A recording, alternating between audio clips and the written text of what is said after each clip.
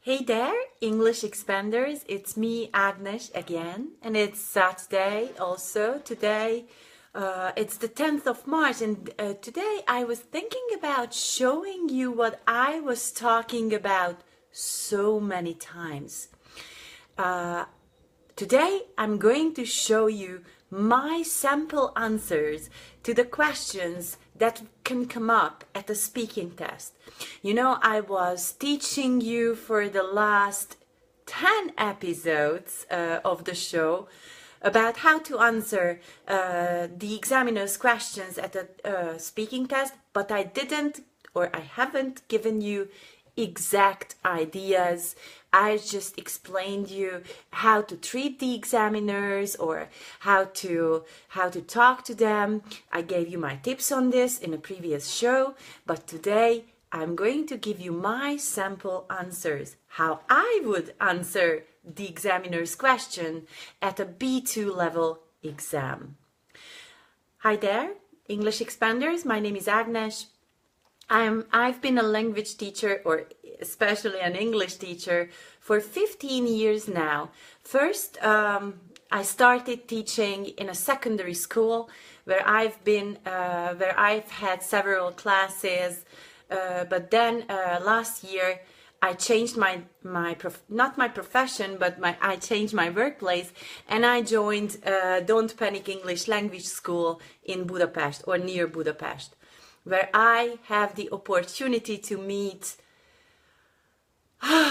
tons of motivated students who want to learn English as a second language, and I help them to prepare for their exams or to become more fluent users of English. Until people are coming to our show, please introduce yourself. Tell us from where you are watching. We are really interested in you. Please comment under the video. Where are you from? Who is here? I would like to see you in the show. Here's my computer also, because I always go live from my phone. Why? Because I don't know how to go live from my Mac, but that's not a problem. Maybe one day I will learn it too. Right, now please tell me, where are you from? I'm looking at the comments, and I can see that people are coming in. So please tell me, where are you right now? Are you in Sopron, like Hajnalka? Or are you from Szeged or Serbia, like József? Please leave a comment. Right. Before we get started, let's hear the question of the day. What's the question that you fear the most from the language exam? I tell you what I mean. 20 years ago, when I took the language exam, there were urban myths about the examiners, how they want you to talk about what was it? The airplane, the construction of an airplane, or how it's what are the elements that you can find in an airplane. And you know, we were really into this topic, because in one Headway book there was a picture of the cockpit and the different parts of the airplane, and we studied the words. Of course, nobody in my class would be interviewed about the elements of an airplane. Now, so the question of the day today is, what questions are you afraid of in a language exam that you will get it? Some people are afraid of getting too personal questions. Some people are afraid of blacking out and not being able to answering some simple questions. Today I'm going to show you how to answer some questions that will come up, that will definitely come up at the language exam. Okay, if you are here, please show us, send me a like, a heart, whatever, please. Thank you so much. Now, Before I give my sample answers, I will show you how not to answer a question at a language exam, especially at a speaking test. I told you that I've been a secondary school teacher, and there the students at the end of the 4th or 5th year, they have to take a test. It's not just a speaking test, but it's a writing and a speaking test, and we should prepare them how to answer questions. And this is how you also need to be prepared for your language test. And a lot of times students at secondary school don't know how to answer such easy questions as what do you usually have for breakfast, or do you drink coffee? And then, you know what, for this really special, really easy question, they say, do you drink coffee? They say, no, I don't. And that's it. But if you are prepared, and if you are a good exam taker or a good candidate at the speaking test, you go like this. Do you drink coffee? Yes, of course I drink coffee. I drink 2 or 3 cups of coffee every day, because without coffee I would be nobody in the morning. The first thing I do in the morning is make a cup of coffee, and after that I sit down on my sofa and drink it up in 10 or 15 minutes, and I drink my coffee with 2 sugar and some milk, or I like coffee latte, and so on. So you could hear me that I was going on for at least 1 minute about such a simple question as, do you drink coffee? Now, this is what you need to do with the other questions. And before I go on with other questions, I would like to greet Helga and Christian. Nice, it's good to have you here, and thank you very much for joining my show. And hi, Winder, good to have you here too. Right. Now let's look at the most important topics that will definitely come up in a speaking test. The first one is actually the introduce yourself question. So can you please introduce yourself? And then most of the students sit down and they tell their names and where they are from. So, hi, I'm Agnes from Budapest. And then they are waiting for the next question. This is not a very good strategy. What you need to do is you need to be fluent, and you need to be prepared with what you will tell the examiners when you talk about yourself. I told you about this many times, but now I will give you my sample introduction. So, hi Agnes, please introduce yourself. Good morning, my name is Agnes, I'm 39 years old, and I live together with my husband and my little son in Budapest. My husband is a chef and he's got a small restaurant. I have a 3-year-old son who goes to kindergarten, and I am an English teacher and also an academic manager at Don't Panic English Language School. I like this workplace very much because it gives me the energy and it gives me motivation in my everyday work. I've been studying English for 23 years now because I started English only at the secondary school when I was 14. I've had 2 English teachers, and then they were very, very good and prepared me for my language exam. And they were such good English teachers that they motivated me to go on to study English at university. And in my future, I would like to also be an English teacher, and also I would like to travel a lot, because in my free time, I enjoy traveling a lot.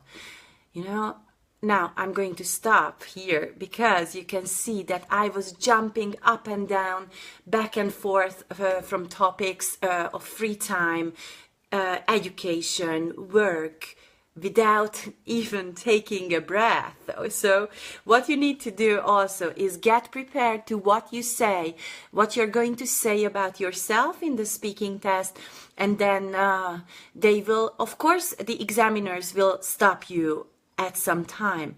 But if you are prepared, maybe you have the chance to tell them everything about yourself, and then maybe they can ask you some questions about topics which are familiar to you. Now, let me say hi to my viewers, Christian and Timmy. I'm so happy to have you here. And please tell me when you are here that what is the question that you are afraid of getting at a language exam? Because some people are afraid of questions like talking about their families, because they don't know what to say about their families.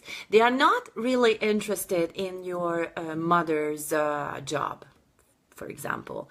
A lot of people go into little details about their parents' ages, jobs, and then they panic because they don't know what their job is in English, because they haven't prepared for that.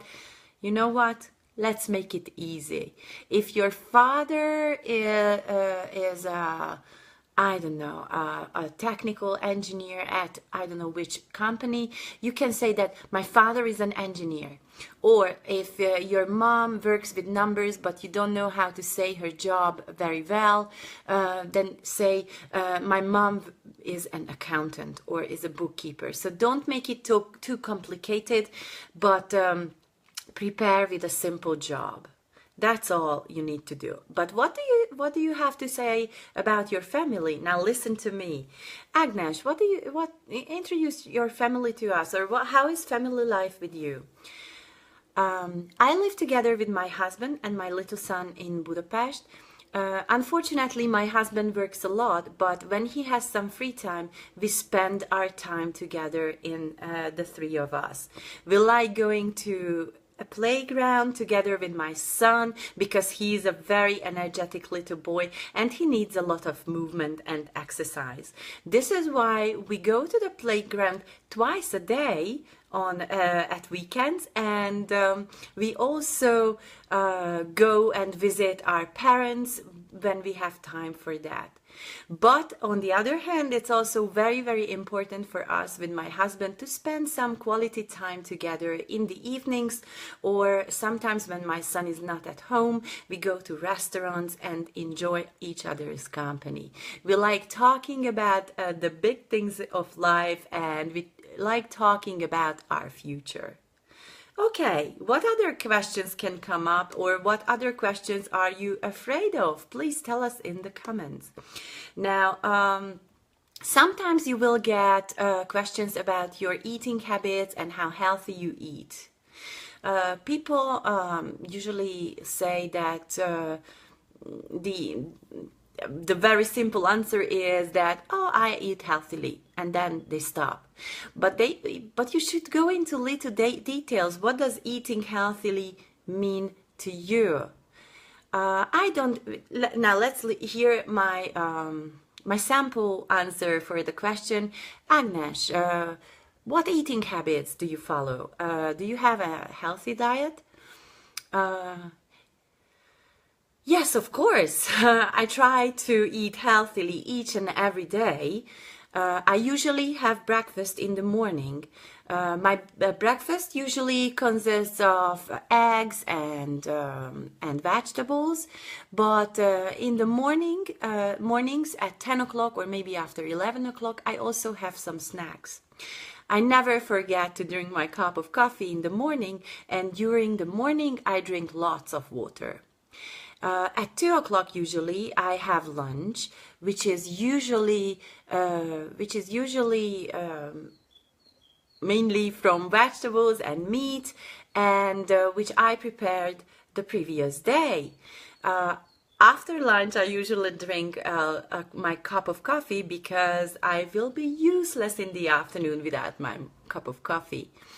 In the afternoon, we usually have a snack together with my son. We usually snack some chocolate or some nuts. In the evening, we usually have dinner together because dinner is the most important part of our afternoon. Then the family gets together and then we talk about our day. I try to cook healthy food for my family, which consists mainly of vegetables and meat and salads and sometimes rice and sweet potato. In the evening, we try not to snack anymore, but sometimes when I watch football match, I can't stop eating my, I'm addicted to pumpkin seeds. This is what I told you before many times. My students know all about my addiction to pumpkin seeds. So in the evening, I also snack some pumpkin seeds if I watch a football match. See? Again, I went on talking about my eating habits. Okay, that was nonsense. I would never tell this to a friend of mine, But at the exam, you can keep on talking about stupid things forever and ever. This should be your number one tactics, to go into as many little details about the question asked from you as you can. Because in that way, your communicational points will go higher, believe me. Okay, when you talk about the place where you live, don't just tell that I live in a flat in Budapest and that's all. Always start from a broader perspective. So when you talk about the place where you live, start talking about the neighborhood, about the district, about the city, and then go narrow down until you narrow down to your flat or house, and then to your bedroom, and then about for the favorite place in the room. Okay. I live in the 12th district of Budapest, which is called Hegyvidék. So I live up a hill. The neighborhood is beautiful. It's full of flowers and trees. And in the spring and in the summer, when you go out of the house, you can take a walk immediately in nature. I like walking around the place where I live. Our flat is a block of flats where 12 families live together. Our neighbors are very kind and helpful. We can always count on them. My flat is a 3-bedroom flat with a kitchen and a bathroom and a big hall. We have a living room where we usually watch TV and spend the time together with my child and play with him with his toy cars. We also have a bedroom which is very light and where we like relaxing at weekends. And there is my child's room, which is full of toys and where he likes spending time playing with his cars. The kitchen is really small, so only one person can cook there, and this is the same with the bathroom. My favorite room in the house is our living room, because the whole family can get together, talk, and we can eat and drink there, because there is a dining table also in the living room. Now, what about you? After this video finishes, you can tell me or write down each and every comment, each and every topic that we talked about today. And if you want me, I can take a look at them and I can comment on them if I feel you need some more practice on this topic or not. So your homework after watching the video is to comment on how you would introduce yourself, or how would you talk about your job in a speaking test, how would you talk about your eating habits or the place where you live in a speaking test. I hope I could help you today, and I hope I could give you some motivation to talk about all the stupid little things in a speaking test that you would never even think about talking about. If you want more useful tips on how to be a better or a professional exam taker, then join my 3-part video series at www.englishexpander.net, where you can join my video series, which are unfortunately only in Hungarian. But there I will give you lots of useful tips on how to prepare to your speaking test like a pro. And if you don't like watching videos, but you like reading tips much better, then join my blog.englishexpander.net, where you can also join my English training plan program, in which we will have a 60-minute online consultation. You will see me just like this, and but I will only talk to you. And in these 60 minutes, I will speak to you in such a way that I can, after this 60-minute consultation, I will prepare you an English training plan in which I will give you some useful tips on how to prepare on your speaking test. I will give you lots of tips, books, and even we can talk about which language exam I would recommend you to take here in Hungary. And of course, you can also join my Speaking Exam Pass online program, which is an online program that prepares you step by step for the speaking test, with video lessons and with PDFs, worksheets that you can use. And you can find all the details about this program on my site course.englishexpander.net/VIP, or you can see this program on my Facebook page English Expander in the shop session. So don't forget to tune in next week, and also don't forget to comment about your introduction. How would you introduce yourself in the speaking test, eating habits, education, maybe your job, and the place you live. And this is your chance, because I can comment on your topics, how I feel it's enough, is it good or not for the speaking test. Until then, see you next week. And if you have any comments on what you want to hear more about from me, then please leave a comment here under the video, and I will prepare a show about that next week.